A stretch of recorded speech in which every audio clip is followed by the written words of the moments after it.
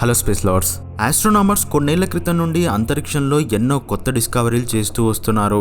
అందులో కొన్ని భయంకరమైన బ్లాక్ హోల్స్ దగ్గర నుండి కొన్ని గెలాక్సీల కొల్లిజన్స్ తో ఉన్న ప్రళయాలను కూడా చూశారు. కానీ 450 కోట్ల సంవత్సరాల క్రితం పుట్టిన మన సోలార్ సిస్టమ్ ఎలా ఉద్భవించింది, అందులో మనలాంటి జీవం ఎలా ఎక్కడి నుండి వచ్చింది అనేది మనకి ఇంకా మిస్టరీగానే ఉంది. అండ్ జీవం అనేది భూమి మీదనే ఎవల్యూషన్ ద్వారా ఏర్పడింది అని మనం అనుకోవచ్చు. కానీ ఇంత పెద్ద యూనివర్స్ లో మనకి ఎక్కడా కనపడని జీవం కేవలం మన సోలార్ సిస్టమ్ లోనే ఏర్పడింది. కాబట్టి ముందుగా మన సోలార్ సిస్టమ్ లోని జీవం మిస్టరీని తెలుసుకుంటే ఆ జీవం ఎక్కడి నుండి వచ్చిందో తెలుస్తుంది. దానికోసం మన సోలార్ సిస్టమ్ ఉద్భవించిన సమయంలో గ్రహాలు అన్ని ఏర్పడిన తర్వాత మిగిలిన కొన్ని ఆస్ట్రాయిడ్స్ మార్స్ కి జూపిటర్ కి మధ్య తిరుగుతూనే ఉన్నాయి. వీటినే ట్రోజన్ ఆస్ట్రాయిడ్స్ అంటారు. అందులో కొన్ని మన భూమి కంటే ఎక్కువ ఏజ్ తో కూడా ఉన్నాయి. అలాగే వీటి ద్వారానే జీవం అనేది భూమి మీదకి వచ్చింది అని తెలుస్తుంది. కాబట్టి వీటిని స్టడీ చేయడం ద్వారా వీటిలో జీవ పదార్థాలు ఎలా తయారయ్యాయి అనేది, అలాగే ఇవి ఏ గెలాక్సీ నుండి జీవ పదార్థాలను మన దాకా తీసుకొచ్చాయి అని తెలుస్తుంది. కాబట్టి ఆ మిస్టరీ ఏంటో తెలుసుకోవడానికి నాసా కొన్ని కోట్లు ఖర్చు పెట్టి లూసీ అనే స్పేస్ క్రాఫ్ట్ ని పంపించబోతుంది. అయితే మన సోలార్ సిస్టమ్ లో ఈ ట్రోజన్ ఆస్ట్రాయిడ్స్ 4800 వరకు ఉన్నాయి. అందులో మనకు కావాల్సిన 7 ఆస్ట్రాయిడ్స్ ని సెలెక్ట్ చేశారు. వీటి దగ్గరికి మాత్రమే లూసీ స్పేస్ క్రాఫ్ట్ వెళ్ళబోతుంది అని డిసైడ్ చేశారు. కానీ అందులో ఒక ఆస్ట్రాయిడ్ చుట్టూ ఏదో జరుగుతుంది అని నాసా టీం గుర్తించింది. వెంటనే హబుల్ టెలిస్కోప్ ద్వారా అదేంటో చూడాలి అని ప్రయత్నించారు. కానీ అక్కడ ఏం జరుగుతుందో కనిపెట్టలేనంతగా బ్యాక్గ్రౌండ్ బ్రైట్నెస్ అనేది ఉంది. కాబట్టి హబుల్ టెలిస్కోప్ ద్వారా బ్రైట్నెస్ ని తగ్గిస్తూ పెంచుతూ అక్కడ ఏం జరుగుతుందో చూడడానికి ప్రయత్నించినప్పుడు అందులో ఒక ఆస్ట్రాయిడ్ చుట్టూ మరొక అతి చిన్న ఆస్ట్రాయిడ్ ఆర్బిట్ చేస్తున్నట్లుగా డిటెక్ట్ చేశారు. ఆ లిటిల్ ఆస్ట్రాయిడ్ ఎంత చిన్నగా ఉంది అంటే అది కేవలం 1 కిలోమీటర్ సైజ్ మాత్రమే ఉంది. అది ఆర్బిట్ చేస్తున్న ఆస్ట్రాయిడ్ 64 కిలోమీటర్ల సైజ్తో ఉంటుంది. సో ఈ లిటిల్ ఆస్ట్రాయిడ్ కి క్వెటా అనే పేరు పెట్టారు. కాబట్టి ఇప్పుడు ఈ లూసీ స్పేస్ క్రాఫ్ట్ మొత్తం 8 ఆస్ట్రాయిడ్స్ ని విజిట్ చేయబోతుంది. అలాగే కొన్ని బిలియన్ సంవత్సరాల క్రితం జరిగిన ఆస్ట్రాయిడ్ కొల్లిజన్ లో ఈ క్వెటా ఆస్ట్రాయిడ్ కూడా భాగం పంచుకుంది.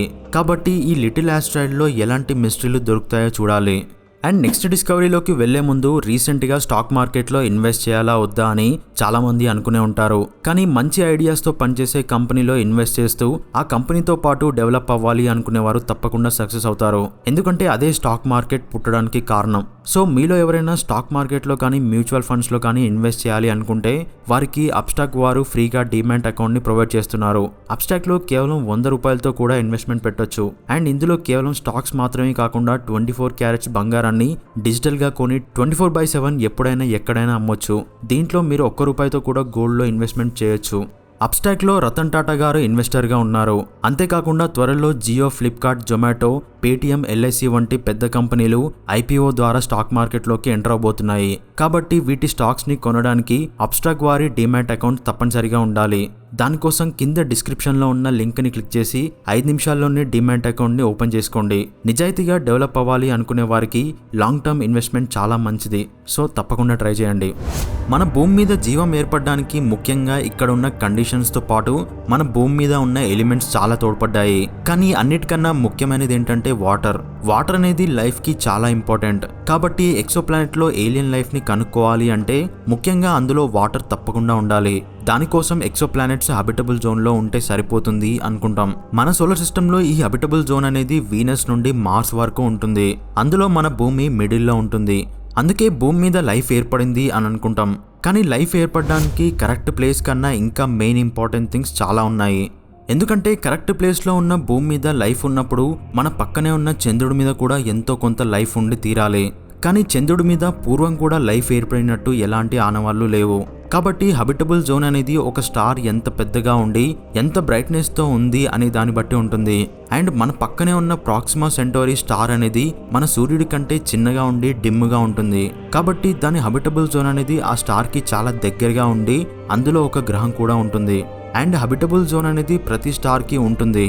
కానీ ప్రతి స్టార్ చుట్టూ ఉన్న హాబిటబుల్ జోన్ లో ప్లానెట్స్ ఉంటాయి అని కూడా చెప్పలేం. ఎందుకంటే కెప్లర్ 90 అనే నక్షత్రం మన సూర్యుడిలాగే ఉంటుంది. దాని చుట్టూ మనలాగే 8 గ్రహాలు ఉంటాయి. కానీ ప్రాబ్లం ఏంటంటే ఆ గ్రహాలన్నీ కెప్లర్ కి చాలా దగ్గరగా ఉన్నాయి. దాని హాబిటబుల్ జోన్ లో ఒక్క గ్రహం కూడా లేదు. అండ్ కొన్ని ఎక్సో ప్లానెట్స్ ఎలాంటి నక్షత్రాల చుట్టూ తిరగకుండా సింగిల్ గా కూడా స్పేస్ లో ట్రావెల్ చేస్తూ ఉంటాయి. అయితే ఇప్పటి వరకు మనం కనుక్కున్న ఎక్సో ప్లానెట్స్ అనేవి మనం స్పేస్ క్రాఫ్ట్ ని కూడా పంపలేనంత దూరంలో ఉన్నాయి. రీసెంట్ అబ్జర్వేషన్స్ ప్రకారం మన గెలాక్సీలో నక్షత్రాల కంటే వాటి చుట్టూ తిరిగే గ్రహాల సంఖ్యనే ఎక్కువగా ఉంది అని తేలింది. అలా చూస్తే మన గెలాక్సీలోనే కాకుండా ఇంకా వేరే గెలాక్సీలలో ఎన్ని గ్రహాలు ఉంటాయో మీరే ఊహించుకోండి.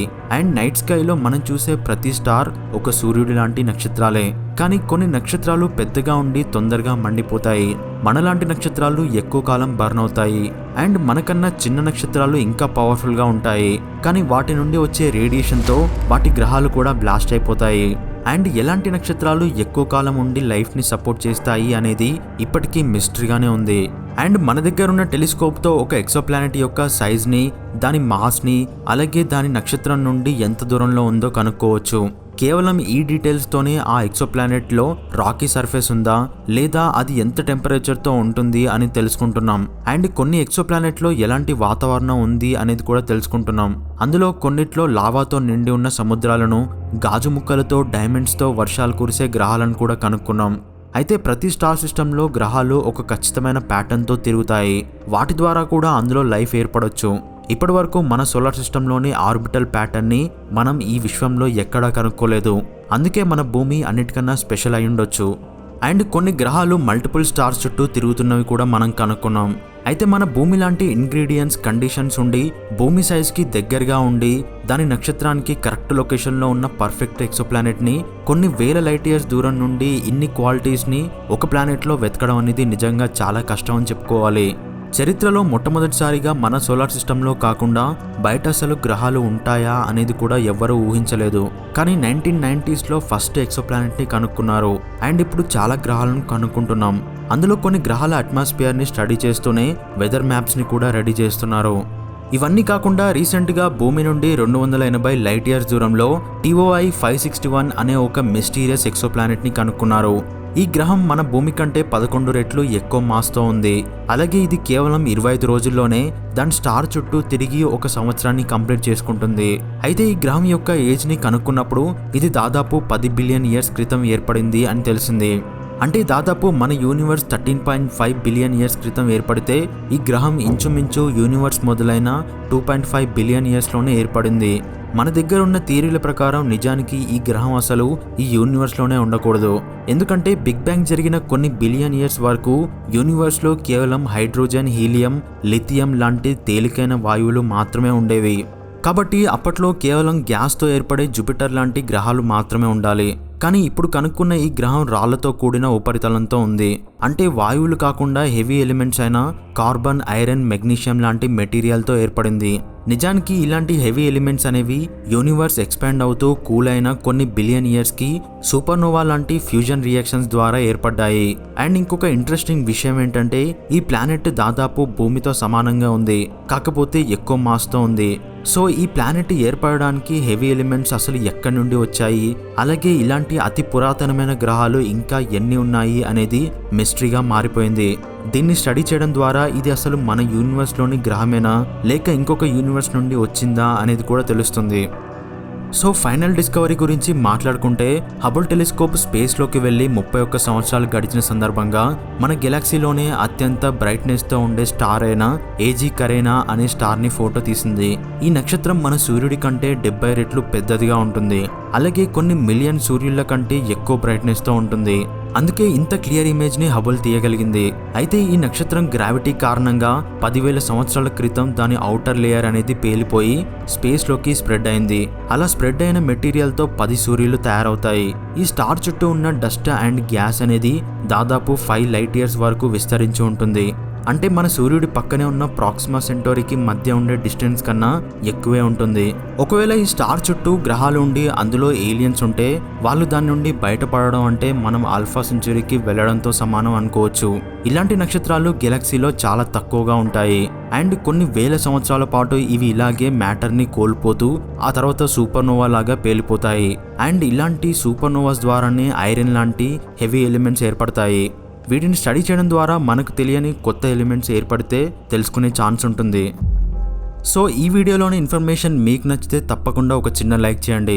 అలాగే మీరు కనుక స్పేస్ లవర్స్ అయితే తప్పకుండా మన ఛానల్ని సబ్స్క్రైబ్ చేసి పక్కనే ఉన్న బెల్ ఐకాన్ని క్లిక్ చేయండి. అండ్ స్టాక్ మార్కెట్లో ఇన్వెస్ట్ చేయాలి అనుకునే వాళ్ళు కింద డిస్క్రిప్షన్లో ఉన్న లింక్ ద్వారా అప్స్టాక్లో డీమ్యాట్ అకౌంట్ని ఓపెన్ చేసి ఈ టైంలో వస్తున్న పెద్ద పెద్ద కంపెనీల షేర్లను తక్కువ ప్రైస్కే కొనుక్కోండి. And thanks for watching.